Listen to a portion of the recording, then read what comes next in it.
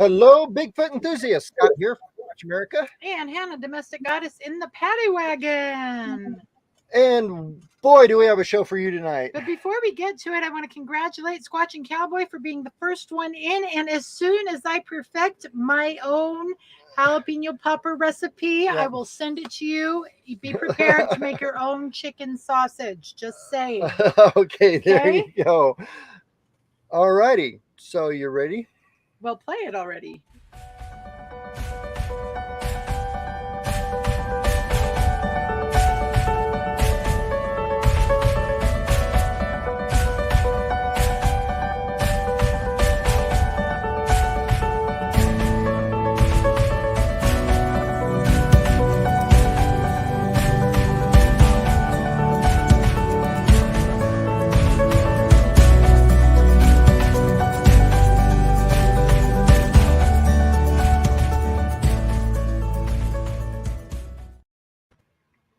Okay, tonight we are so excited to have back on our program Jason Kenzie. Jason Kenzie is an adventurer, photojournalist, and internationally recognized, critically acclaimed filmmaker. I got all that out without tripping on the words. Born and raised in beautiful British Columbia, Canada. By the way, that is where my yoga teacher lives. Jason has spent many years exploring the natural beauty of North America. He has produced over 300 videos documenting the friendship bonds between humans and animals, and for over 25 years, he has been sought after for his exceptional skills with diverse animals and his ability to capture them in their most unique moments. Jason's occasional exploration into the world of Bigfoot began in earnest during the 2020 world chaos. How's that? That's good. Okay. Because we can't say those other words. We can't say the other words or else they will cut us off. In addition to investigating eyewitness accounts about the elusive cryptid, Jason journeyed into the Canadian and American wilderness searching for evidence that might help unwrap this iconic this iconic mythical mystery. Jason has produced 4 chapters in his latest series entitled Searching for Sasquatch. And if those of you who were here about a year and a half ago, he came to us right after he had gotten chapter 1 out. Now he is finishing up chapter 5, and we're going to hear all about the chapters in between. So I'm done. Hi, Jason. Hello. Hi. How are you guys doing? We're doing great. Fabulous. Oh, it's so nice to be back here. You know, awesome. Well, it's glad to have you back. And boy, have you been busy since the last time you've been on. Oh my gosh. I've been busy. I've been doing a lot of stuff, a lot of filming, a lot of adventures, meeting new friends. I even published 3 children's books. Oh, wow. What? Oh, we got so much to talk about now. We do. So, Jason, for those in our audience, excuse me, for those in our audience who are unfamiliar with you, why don't you tell us a little bit about yourself? Where did your love for animals come from? How did you get into all the photo stuff? And then Scott can naturally segue into asking you about the Bigfoot stuff. Okay. The other animals, right? Yeah. Yeah. Well, you know, I've always loved animals my entire life, even as a small kid. And I don't know if people remember the big book of animals that come out. You know, I used to have it. I used to sit there in my room and I used to just read all about the animals. And, you know, and then I got into photography when I got into teenager years. And I started as an event photographer and wedding photographer. And then one day someone came to me with a small dog and said, would you take a picture of my small dog? And I'm like, yeah, sure, I could do that. And I went, did the photo shoot. I was shocked at first, though, because I couldn't believe that he would pay that much money just to get pictures of his dog. Because I never knew people back then. I never knew people would, you know, pay money to photograph their dog. And so I went out, did the photo shoot, and he told me some amazing stories about, you know, his little dog. He told a story about how his little dog saved the family's life when their house caught on fire. And the dog couldn't wake them up barking, so jumped up onto the bed and peed on his face to wake him up. and they woke up and the house was on flames and they jumped out the window. So that story stuck with me, and it really got me thinking, wow, I wonder if other people have cool stories about their animals. So I started doing a lot of pet photography after that. And then one day this guy came to me and said, I have a caiman, or a small crocodile that I have in a specialized bathtub that I want you to come and photograph. So I was excited. I'm like, really? Someone has a caiman? It was like 4 feet long. So I told all my friends, and they were like, oh, that's cool, Jay. And behind my back, they're like, he's full of crap. There's no way. So I took a video camera with me, and I filmed the whole thing. And I was so excited. And it was such a cool photo shoot and a cool video shoot that it started my road into doing more exotic animals and more dangerous animals. And I've been basically, I was interviewing and photographing people that had tigers and bears and alligators and crocodiles and kangaroos and monkeys and lemurs and those really dangerous bunnies and you name it, anything, every size of animal. And I have a motto, and it is, if I'm going to photograph and interview you on the love that you have for your animal, there can't be any cages. I have to be able to hug the animal, so to speak, right? Mm-hmm. So that was my one rule, because I didn't want to get there and they'd be behind cages. What's the fun in that? You know, I could just go to the zoo and just shoot through the cage and go, hey, there you go. These are my zoo animal adventures. It's just not as fun. And that's how I got, then that's how I got into doing pet photography and animal photography, and getting to learn about different animals around the world. And the adventure of flying out to these places were amazing. 2 weeks ago, I just photographed and interviewed a guy that had a timber wolf. And then not too long before that, I filmed and interviewed a lady that had a bobcat. That was exciting. Wow. African serval. I just did that a few weeks ago, and now that COVID is, COVID is and like not gone, but because everything's lifted, we can travel now, and you don't have to wear a bodysuit. Right. Yeah, that's great. Well, it's like your life has gone from Bridezilla to Godzilla. That's really awesome. I've been waiting to use that. I came up with that myself. I'm so impressed. All right. Yeah. So what got you interested in the Bigfoot arena? So when COVID hit the world and shut everything down, I was driving myself mad because I wasn't able to leave. I couldn't travel. I didn't have a project to work on. I basically was pacing. And then over the years, I've heard these creatures by the name of Sasquatch. Mm-hmm. So someone told me there was this lady that had this encounter. Contact her, and she could tell you her story. So I contacted her, and I met up with her, and I asked if I could film her story, and she said no. She said flat out no. I don't want to be on camera, no matter what.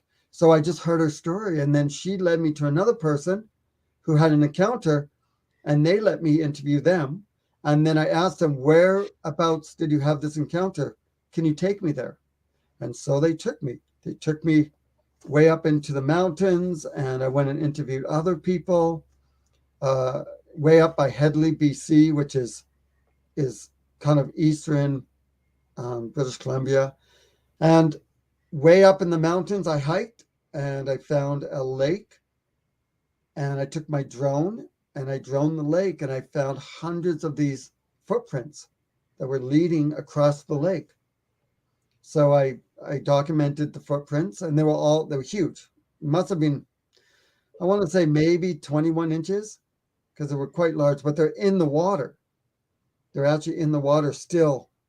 And I took my photos and I took the videos to the First Nations people, and I showed them the video clips, and they said I had found the migration path of these Sasquatches. And being a skeptic, you know, I really wanted to believe that this was real. So then I started thinking, well, I'm going to do this documentary because I have so much footage. And then I just kept interviewing people, and I would go off into the forest, and, you know, you'd be in your tent and you'd hear things walk around you, and things would scare the hell out of you. And, you know, you fall out of hammocks because, you know, they just, it's so much fun. Oh, it totally is. I tell you what, one of the best interviews I had with an eyewitness was a young man who actually saw 2 Bigfoot in an apple orchard, and we went, and I actually did the same thing, took him back to that spot, and he walked me around the whole place, and to hear the quiver in his voice when he's talking about what happened to him, and it was just, it was exciting to me to hear his story, you know, and how much it had touched him. And that was one of my favorite things, is interviewing people. Yeah, exactly. And then to have them take you to the spot, it's so cool. You get to see exactly what they saw through their eyes. And so then I turned it into my first Bigfoot documentary, which is Searching for Sasquatch, Chapter 1, The Crossing. And I was shocked how many people, you know, I can't say they loved it, but I can say, you know, they enjoyed it. And I would get lots of compliments and a lot of messages from people. And then people were starting to send me messages about and telling me about their experiences. And some of the messages I got were literally a book long, like maybe 20 pages, like just huge. Well, yeah, wow. We get those. We get those too. Yeah, we get those. Yeah. In fact, I had a gentleman actually call me the other day, and we were he was telling me his story over the phone. Oh. It was like 3 hours we were on the phone. Yeah, so crazy. That was, that's great. That's pretty crazy. Interesting. Yeah. He was from the where in New York, those mountains, the Whitehall, near Whitehall. Near Whitehall. New York. So, which is another kind of famous Bigfoot spot. Yeah. So, I find that pretty much a lot of places in North America, including South America, have these stories of these giant hair-covered, you know, creatures that walk on 2 legs, all the way down into Costa Rica too. So, you know, those Sasquatches, they can move. Yeah. I wonder if they tell everyone, hey, you know what, I'm going to Costa Rica for holidays. Yeah. Maybe that deer and that hunter. Save me that hunter. I'll be back in a month. Yeah, there you They're going south for the winter because this is stupid up here in the north. Well, you know, it does make sense that, you know, if these creatures do exist, that they have to migrate with the animals, like with the food source, right? Yeah, absolutely. Just like all the animals, they go, you know, go where it's warmer, then come back when when it's cooler. You know, so it makes sense. I mean, of course, I think I've heard a lot of people think that they live in family units, which could be true, and they live way up in the middle of nowhere, right? I've taken helicopters and been dropped off in the middle of nowhere and found like huge footprints, well, a footprint in the mud. I've seen the trees that are ripped out of the ground and turned upside down and jammed into the ground, like these 20-foot trees. I've seen a lot of these the trees that are like in X's. Those are pretty amazing to find, especially when they're probably like 3,000 pounds each. And you always find one that is fallen over or pushed over because you see the roots and you see the hole in the ground. But there's always the other one that there's no root system, like there's no hole. So it had to be carried from somewhere, dragged over and placed. And then they always seem to have something on top, like another smaller log on top. And I've been finding these all over the place in Michigan, in here, just in Harrison. I found a big one in Harrison. Well, Yeah, Harrison, that's another famous Bigfoot spot too. In It's fact, huge. that's about where it started in Canada, wasn't it? In Harrison Yep. Hot Springs. Yep. Yeah, in that area. I found these tree X's in the Rocky Mountains also. And I actually climbed up this mountain. Like I was camping and I there was a kind of a bluff area and it was so steep that I had to kind of pull my way up. It was more dangerous coming down than it was going up. And I went up and it was right before dark and I'm just looking around and and there was all these trees that were kind of moved over and pushed and next to each other and kind of almost like a cage. And yeah, it was really interesting to find. And they, and some of these trees are so heavy. I don't even think like 4 or 5 strong people could lift these trees and move them, because they're just so heavy, waterlogged, whatnot. So, wow. Yeah. It's really, really cool. I mean, we've found some. I'm actually, we had a tree. It was like a 6-inch fir tree. Me and my squatching partner, we had backpacked way into the mountains, and we had one, the 6-inch tree that was pulled out of the ground. We found where it was pulled out of the ground is like 12 feet away from our camp, but it was laid between our tents in the middle of the night. I never heard anything. Yeah. It was like, wow. Yeah. I interviewed quite a few people who say that, they'd be in tents and then something would walk up around it. Sometimes they'll actually sit on the tent. I've heard stories of that. And then they go to unzip and then it runs off into the forest. Yep. Right. So it's happened to me quite a few times. And it was not that it sat on the tent. No. but I've heard bears do it too. Bears will actually sit on your tent too. Yep. Right? They'll just sit and lie down. And Lovely. Your tent will come down, right? So have fun when you're out there. It's wonderful. Yeah, Yep. That's why I camp in a trailer. Yeah. So right now we've got one question in the chat. We're gonna cut to a commercial break, but before you do that, okay. Any questions are fair game. Any questions for Jason? So we're gonna play this. So get your not. Okay. Any questions that are relatively of a non-intimate nature are game for Jason. So we're gonna do the ad, and while we're doing that, please put all your questions in the chat, and we're gonna pick up with a little bit of Q&A before we continue. Okay, cool. Friends, the world is experiencing a new wave of food shortages. Even the president warned us to prepare. Let him help you. I'll wait. There's no better way to use your tax rebate than to get the long-term emergency food storage you've been wanting. Click on our affiliate link below and stock up while you can. We recommend My Patriot Supply, the nation's largest preparedness company. You won't go hungry when you have this food on hand. Remember, the unthinkable could happen any day now, and you will need emergency food to get you through it. No question about it. Your shipment will arrive quickly in unmarked boxes for your privacy. Click on our affiliate link below.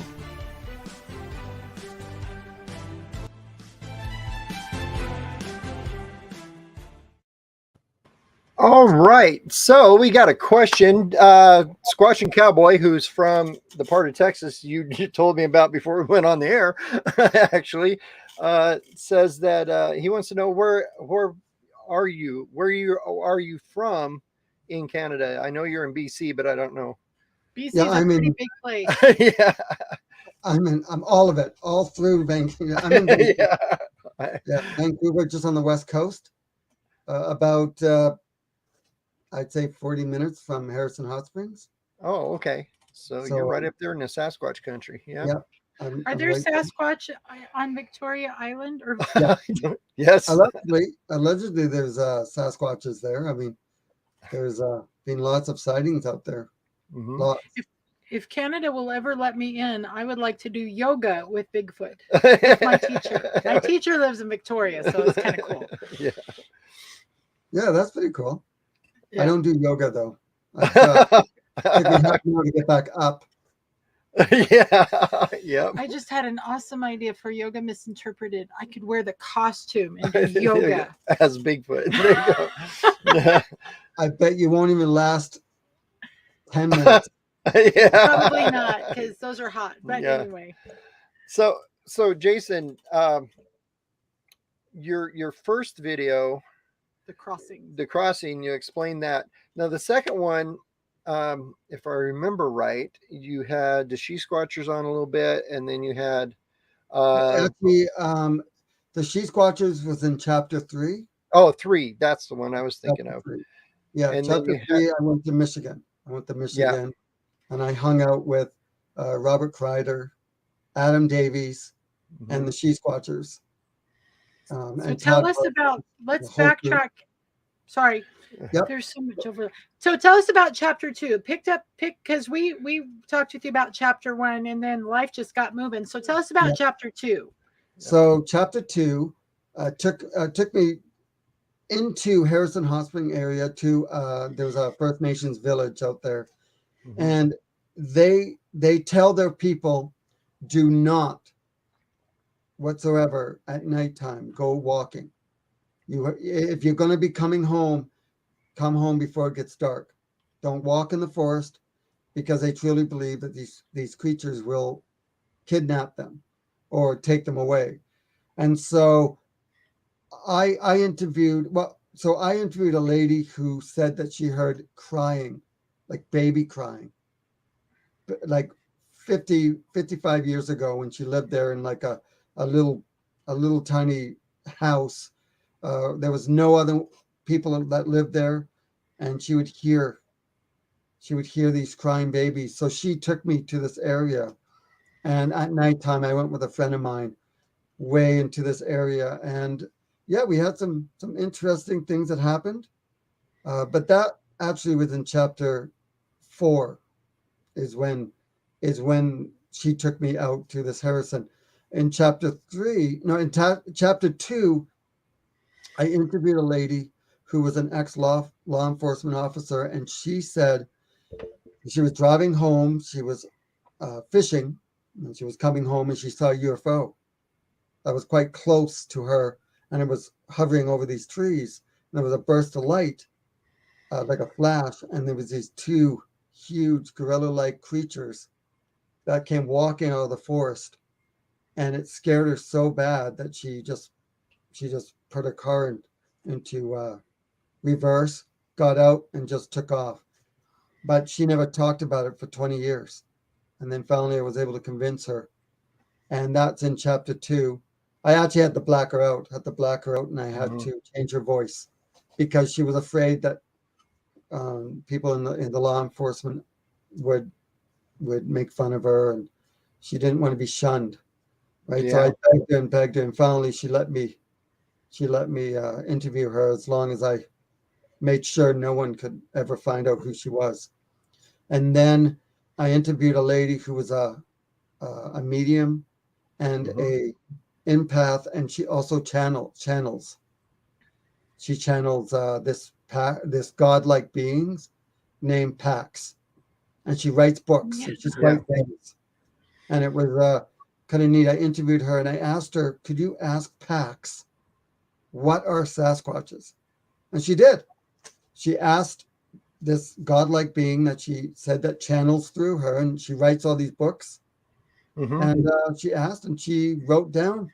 She said that Pax went through her and wrote down exactly what Sasquatches were.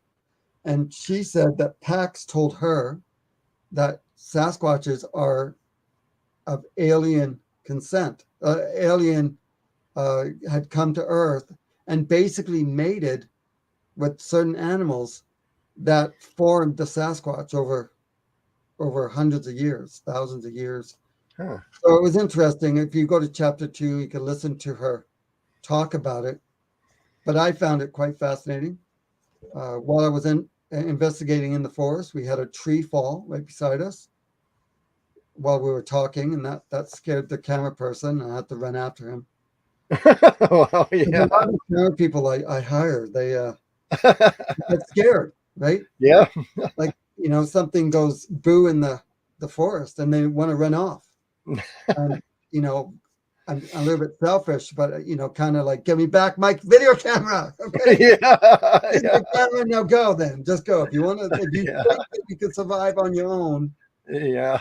right? Because you have to remember, if these creatures are around you and you're not dead yet, well, then I'm pretty sure they're not going to kill you. And besides, if they're going to kill you, they're going to kill you. There's nothing you can do about it.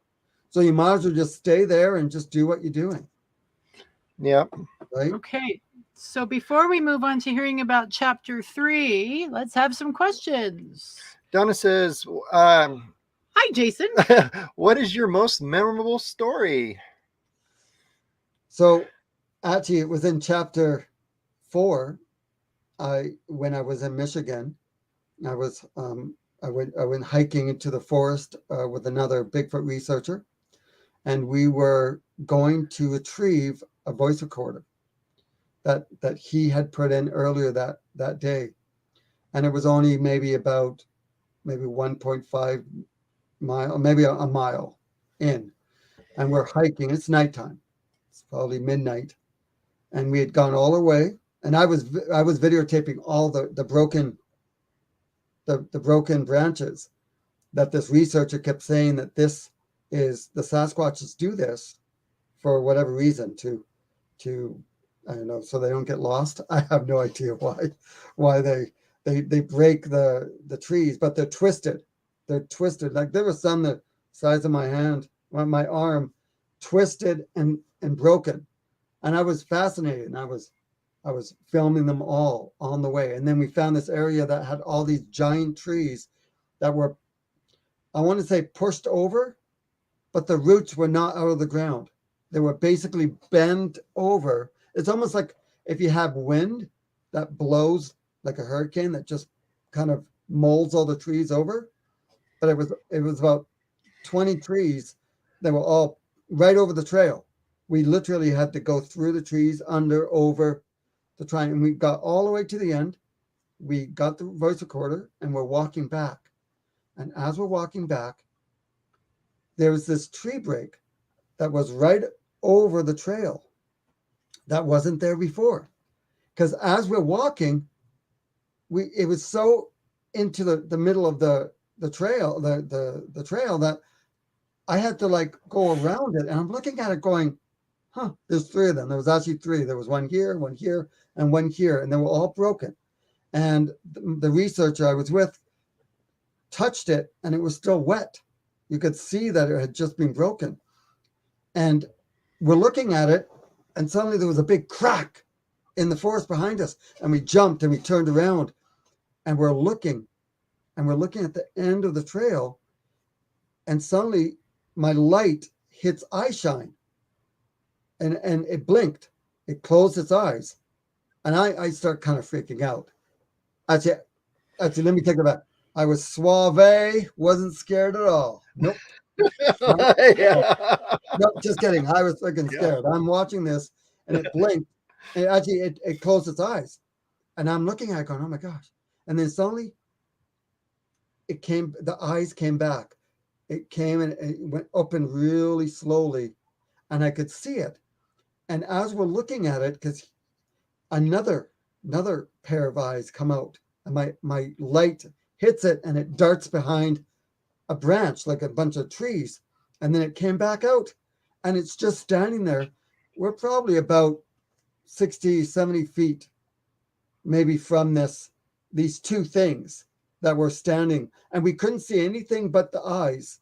And I'm trying to get it on film, like I'm trying to film it, but for some reason it seemed to know how to stand just outside of the beam of infrared light. And as we're watching, and this is going on for about 8 minutes. It wasn't like seconds. We could hear cracking in the forest behind us, like beside us, behind us. And eventually they closed their eyes, and then we walked towards it. We just walked really fast, and I guess I had moved off. And I'm thinking, God, is it a bear? Like, what is it? Like, because we couldn't really see. But the area that it was standing, there was where we were standing originally, it was dense forest. There's no way you could walk right through because it was all these trees. But when we walked to the area where we saw these eye shine, the trees were wide enough for something just to walk through. As we're walking back, we stop at the tree break.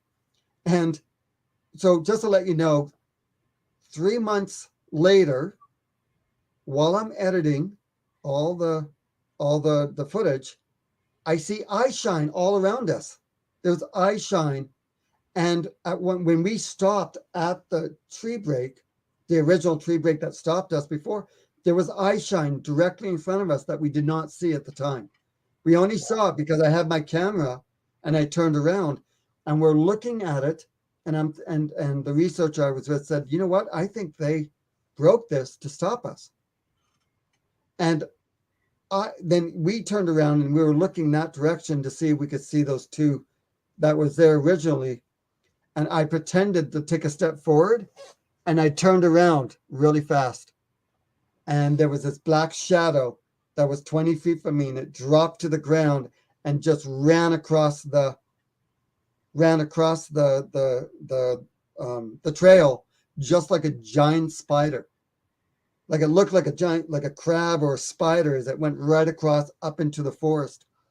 And it took me back because I had the camera facing me, right? Because I was explaining on film, because, you know, I'm filming this documentary, I'm talking about what's happening. And I turned around and saw, and there, I think there was a second one that was standing and it took a step into the forest. I freaked out. Like I literally freaked out, and I'm explaining to the guy this researcher that I just saw. And as I walked towards the area where I saw the thing go across, and the eye shine were like this, and all it did was stare at me as it went through. Like the eye shine as it went across the trail into the forest, it just looked at me the whole time. And that's something I see the entire time. So as I walked towards the area to look, something moved. But in my camera, there was eye shine right behind us, as I was showing Blake what I saw and where it was. There was eye shine directly behind us, looking at us, and I did not see any of this. We didn't see any of this at the time. This wasn't until like a couple months later, when I was editing the documentary and looking through all the footage. Yeah, it was crazy. So I'm not saying it was Bigfoot, but because I didn't see, because it was so dark, I just saw the silhouette of this thing that went across the trail. I was actually looking to see if it was a cougar, because I know cougars will bend down when they're about to attack. But for the way this thing just went across sideways, yeah, it was probably the most, it was probably the most scariest, you know. Wow, that is wow. I can't wait to see that one. Is that the one that's coming out? That's in chapter 4. In chapter so chapter 4 is already and out. That's already out. That's right? already out. Yeah, chapter 3 and chapter 4. So chapter 2, chapter 3, chapter 4 are all on Tubi TV. Okay. So you can go to Tubi TV. It's free to watch on there, and I'm very excited that a streaming platform picked it up. That is awesome too. Yeah, I like Tubi. Hey, Jason, if you would send us a link to that, when I send our newsletter out every Monday, I will make sure that we link that in our newsletter. Oh, that would be great. Yeah, I'll send you all the links. Okay. Chapter 1 is on plex.tv. It's another streaming platform called plex.tv, and you can watch chapter 1 on there. I have won 1, 2, 3, 4, 5, 6, 7. He's looking at them. Film awards for chapter 1 and chapter 2. That's awesome. So amazing. And so that was exciting. I was really shocked that I got recognized by the International Film Society, which was quite nice. That is cool. We should do a Squatch America watch party. We should. There's so many. Chapter 5. We could binge. We could binge. Everyone pop your own popcorn and come to our watch party. Yeah. Okay, we have one more question, and then we're going to ask all about chapter 3. Jason, Squatching Cowboy wants to know if you've been to the area that is north of Nordig. I guess that's how it's spelled.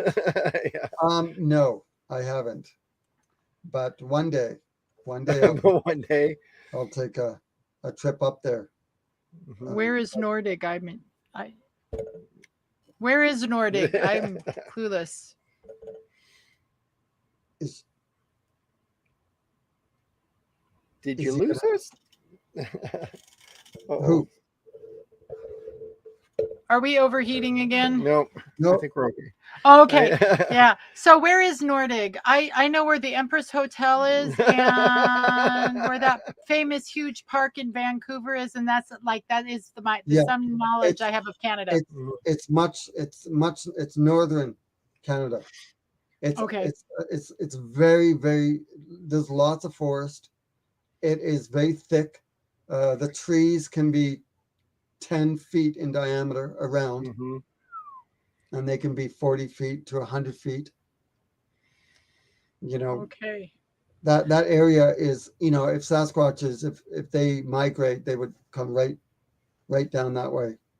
In fact, spring is here now in Canada. So once Well, the good. salmon start spawning, I'll go out into those areas and see if I can capture any like footprints. So I don't believe that I'm going to come across a Sasquatch. I believe they'll come to me. Yeah. Sure. It's better for me to go out and do the silly howls and the wood knocking. And when I say silly, I mean me being silly, going out and doing Mhm. the wood knocks and the howls.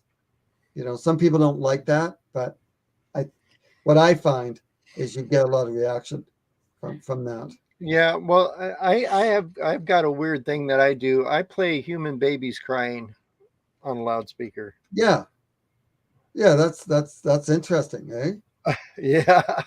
Yeah. So when Okay. I So so I went so I actually took so that lady that said that she heard a baby crying. Mhm. So I actually went into the forest with a friend of mine at about midnight, and we trekked into this area where the First Nations people told her that this is where they raised their young. And I took a giant speaker that was Bluetooth, and I downloaded a crying baby. And we're out there in the dark, and I'm playing the crying baby. And as soon as it stopped, within 30 seconds later, we got the blood curdling scream from nowhere, out of the darkness. And it made my hair stand up because I was like, whoa, it sounded like something was dying. And I actually went walking towards the area to see if I could find what could have made that. But whatever it was kept walking away. You could hear it walking away. But yeah, it was really interesting. I didn't think, I was kind of being silly. I didn't think I would capture anything, but I got a response, and it sounded like it was trying to imitate the crying baby. Yeah, Wow. so Yeah. that's in chapter 4. Okay. Cool. okay. So tell us about chapter 3. The Sheath Watchers are my homies, and I adore them. Yeah. So The tell Squatches. us all about that chapter. Mhm. So yeah, the Bigfoot community. Well, they flew me in, and I was able to speak at their conference in Michigan, and that was Mhm. exciting. I got to talk about my experiences as a animal photojournalist, and then my Sasquatch chapter 1, and then after it was done, they took me into the forest with them, and I was with Adam Davies and Robert Kreider and the Sheath Watchers, and they were so much fun, and we laughed a lot. God, my stomach still hurts from laughing so much. And we went off into the forest, and there was a lot of crazy stuff that happened. There was a lot of howls and screams. You could hear the deep howls. I decided to um, put up a hammock tent under a giant X because Ooh. the researchers told me that the X stood for do not go beyond this point because this is our territory.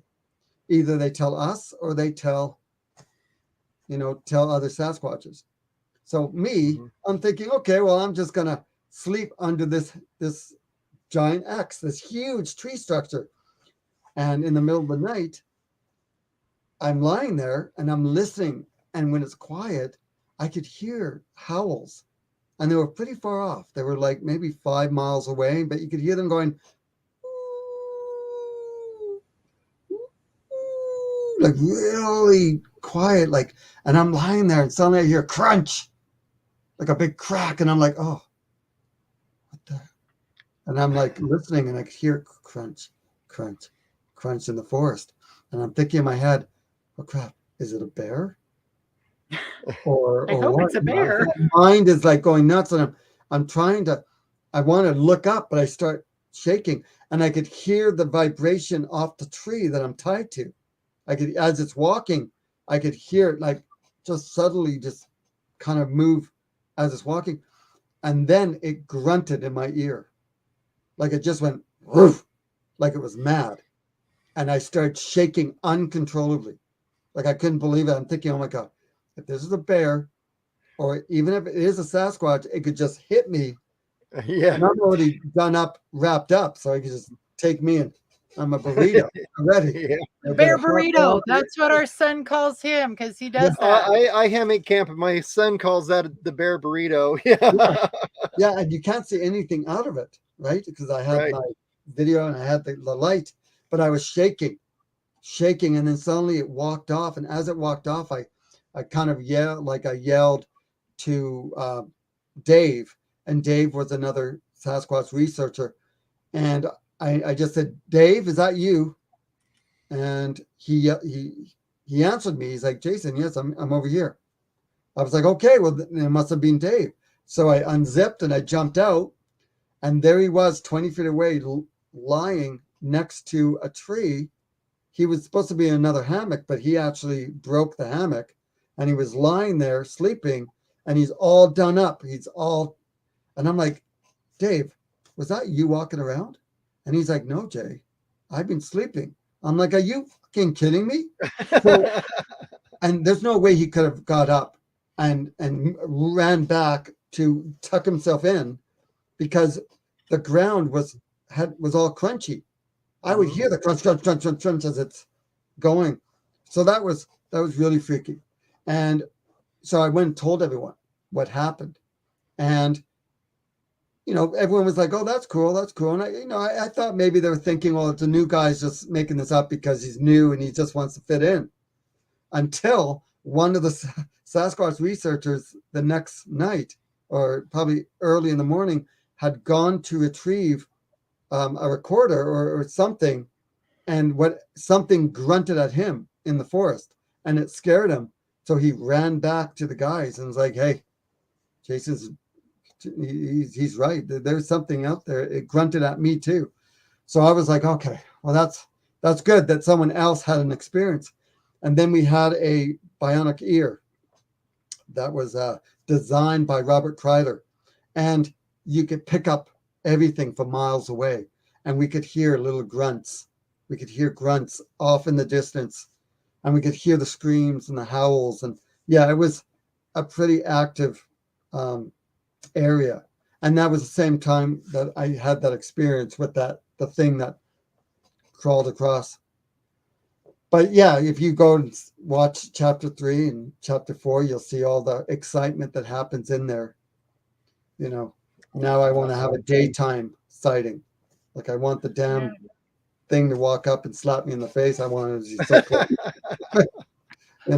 Yeah, that's the one sighting I've had one sighting, and it took me 25 years to get it, but it was during the day, and it was with a juvenile. It was only, and I think that's because the one sighting I got, it was because I think it was a juvenile that was just messed up, And,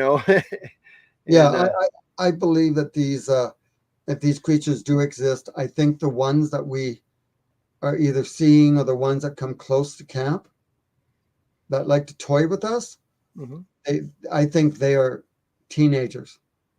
I think they leave their just like human teenagers. As we were kids, we used to sneak off, jump off our roofs, and we used to, go have fun at night, right? Yeah. So I think that these creatures, the teenagers, the families, like, don't go near them. And they're like, I won't I won't papa, or it's like, okay, Yeah, exactly. and then they then they sneak just off, and then they go Yeah. and play with us. We did capture talking. We got talking. Oh, cool. And we wow. have it on video. So when I heard it, like when I was editing, so when I listen to audio, I turn off all the lights and I actually go and do other stuff. Like I might go and be writing and I'll have it playing. I'll just have ambient sound of the audio, whatever. And I'm in the kitchen and suddenly I have it turned right up, like the audio, and it's just playing. And then I hear whoop, and I'm like, what the? And by the time I got walked back to my computer to listen closely, I hear whoop, whatever. I'm like, what the? Whoop! Yeah, it was crazy. And I was like, what the hell kind of talking is this? And you can hear it clear as day. Like when you go and watch it, you'll hear it, and it'll blow you away. You're like, wow. And no one's around. We're all sleeping. Everyone's sleeping, and middle of the night, and then that just happens. And I'm like, wow, that's crazy. But I do have to say that in chapter 3 in Texas, I have never in my 2 years of searching for Sasquatch have heard so many howls and screams and grunts in my entire time. Like it just went on. Like one night it went on for a couple hours nonstop, and it would howl, and sometimes it would be deep. It'd be like, oh, like really deep. You could hear it. And then you'd hear the coyotes howl. And being that I know my animals, I can tell the coyote howls to the different kind of howls of whatever it is that's making it. And it's almost side by side. And I was told by quite a few people that the Sasquatches like to hide their howls within the coyotes for whatever reason. Right. But it's, yeah. So that's like when you watch chapter 5, it is crazy. Like I'd be trying to talk on film, and in the middle of it, I'd be like, there would be a howl like beside us, and I'd be like just mid sentence, like, holy cow. Or they'd be like, yeah, it was pretty crazy, and it was almost fun. At one time, we went to a graveyard, and it was nighttime, and we're doing the howls, like we're doing the hoots and the howls and the tree knocks, and we came to, there was a big fence, right? It was like a fence that you lock someone's property, and a big sign saying, "Do not enter," you'll get shot. I'm like, okay, well, I'm going to go on the other side. So I went onto the other side of this gate, and sure, right away, I heard walking, crunch, crunch, crunch. I'm like, guys, there's something walking in the forest, and it's heavy. I'm like, shh. And everyone scampers, and they go walk on the other side, and they have their military flares looking into the forest. And I go into the forest with my video camera, not to try and capture video. I wanted to capture the sound of it walking, and I did. I captured it, and I'm in the forest, and I hear the guys going, I see it. There's something in there. It's small. And so when we looked at the footage, it's on the ground, and it's bobbing, like it's on the ground. It almost looks like we're thinking maybe it's a bunny, because there was something that I don't know if it was dead or if it had just been killed, but it was like a bird or something that was lying about maybe 10 feet in front of it. It was almost like whatever the white spot was eating or doing something with whatever had just killed something. And I guess we interrupted it, and it jumped behind something, these trees, a log. And we're looking at it going, oh, maybe it's a fox, or maybe like what? And then it stood up. The damn thing stood up on two legs. It stood up and just looked at us. And we couldn't see anything, but they caught it on the floor. And I have that footage. Like I have the actual photograph that was taken of it standing there. And so I went on my own another day, and I went into the forest and I tried to copy the same look of it, and I put it side by side, and you can see the image of me. You can see my clothes.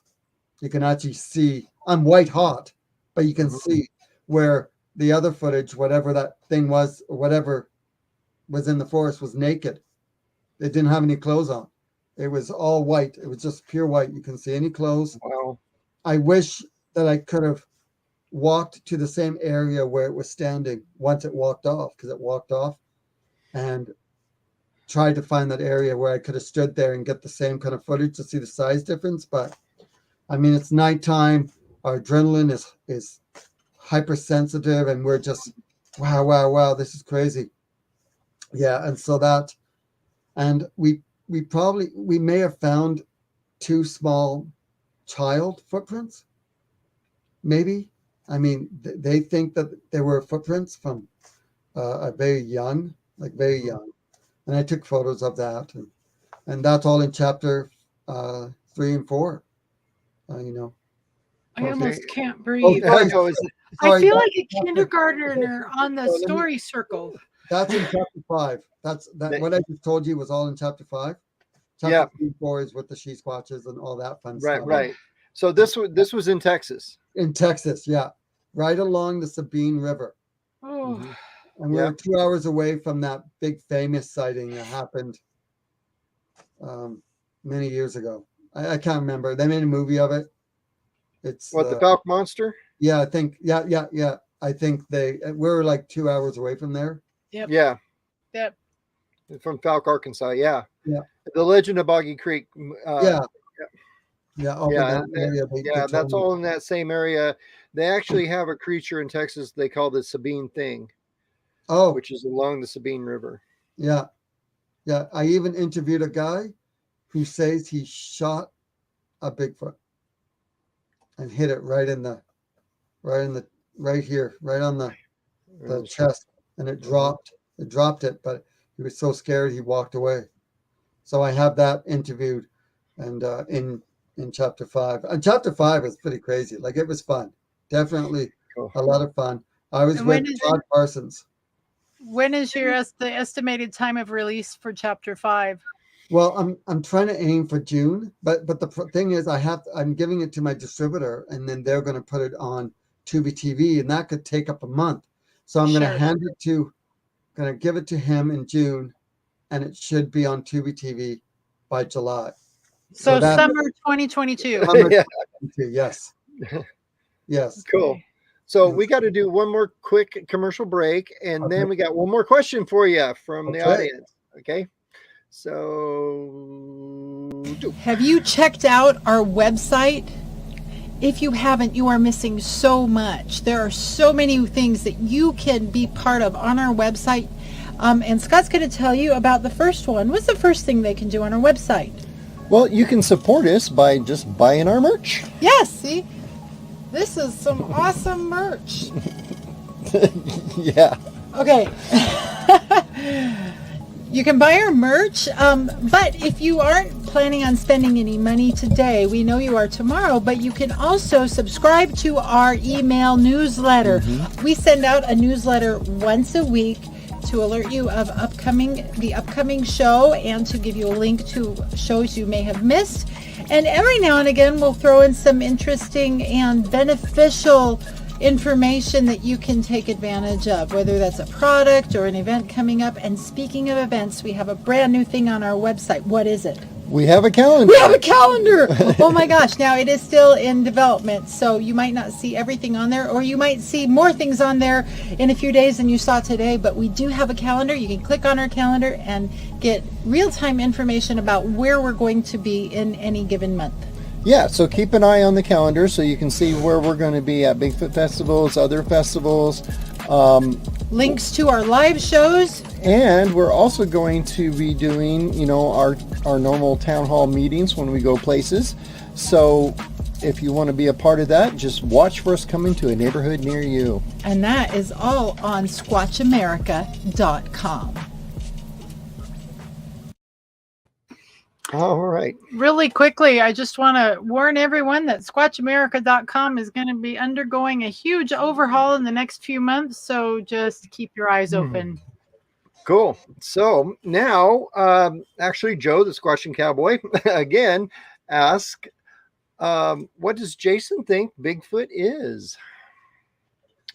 Well, I think that if Sasquatches are real, they could possibly be a undiscovered human of some kind.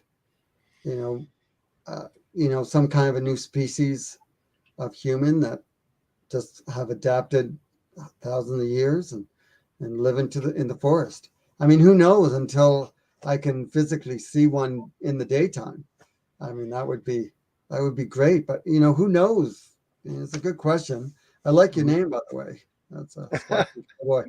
I wonder if he ever comes face to face with a Sasquatch, if he's going to take a lasso. Yeah, there you go. Capture. Yeah. So another type of human. Yep. And that's kind of my theory also, as an anthropologist, they walk upright on two legs. They have small canine teeth, supposedly. So that makes them a hominid. That makes them a human, basically. Mm-hmm. Technically, So just to let you know, so I published 3 Bigfoot, three children's books called Adventures of Little JJ, where a 6-year-old boy travels the world meeting new animal friends. He uses his imagination to go on these adventures. And the 4th book, which is almost done, I'm just waiting on the artwork, is called Adventures of Little JJ. Little JJ meets the Sheath Watchers. Oh, that's going to be awesome. So we basically use remote viewing to find a special flower that the Sasquatch people use to give them the powers of sight and speed and strength and sound, and somehow the Sasquatch people they've lost all their powers. So the She-Squatches and myself, along with a female Sasquatch girl, journey off to look for these special flowers to bring them back to save her people, or her Sasquatch people, this little Sasquatch girl. So that sounds adorable. You mentioned their children's books. What is the age range? I'm thinking of grandchildren here. Yeah. So they're great for 6 to 25. Okay, so all the children, yay! I will read them. I prefer children's literature to adult garbage any day. I think we've got next year's Christmas presents figured out. That's awesome. You'll have to show a link where we can get the books too. Yes. Yeah, I'll send you all the links. I'll send you all that, and you can send us all the links to all your followers. The people that think you're God, because you are. Awesome. I just had one. Let's see, the Sheath Watchers were chapter 4, or not that it matters. Chapter 3. I would love to see chapter 2 and chapter 3 meet each other. I would love to hear what kind of interaction the Sheath Watchers might have with packs. That could be epic. That would be interesting for sure. Yes. Yeah. Yes, I'm totally into all that weird stuff. So yeah, well, I'm hoping that I can get out with these girls again, in the future. Yeah, well, we had talked about in June, if we can of next year, if you get you come down the Blue Mountains, the Sheath Watchers, we're going to try to get them there too, so all of us can go out together. Yeah, that would be great. I would love that. I would love to come to your conference, your Bigfoot conferences. Yeah, cool. So we are at the top of the hour. We're 30 seconds past the top of the hour. So that means we've got to go. However, you've alluded to it. We forgot to tell everyone last week that the Blue Mountain Bigfoot Festival scheduled for September 30th and October 1st of this year has been postponed until June 9th and 10th of 2023. There will be a website up for that. It's in development right now. So just keep your eyes open. And we have so far, we've got a pretty decent slate of people lined up for it. And hopefully we are including the Sheath Watchers and Jason in that. We're working on it. Okay. So any final good words for the order? Or good for the order or whatever? No, I don't know. Nope. But thank you, Jason. Oh, it's always fun. My God, You are we ran out of time. You are a storyteller extraordinaire, my friend. Oh my gosh. Thank you. Well, I hope you guys enjoy my documentaries. It's going to be quite yes, we have. I gotta pop some popcorn and get started, man. I'll send you the links as soon as I finish here. Awesome. And, Awesome. Thank you so much, guys. Thank you. And as always, thank you everyone for joining us. We're sorry we didn't get to all of your questions, but you know how it goes. So just remember, here at Squatch America, our job is to explain to investigate the unexplained. Not to explain the uninvestigated. So until next week, make sure you like, subscribe, click the bell, share this with everyone. Send it out an email, share it on your social media. Let's get our subs up to 2,000 by the end of the summer. And until next week, you keep watching and we'll keep squatching. Bye.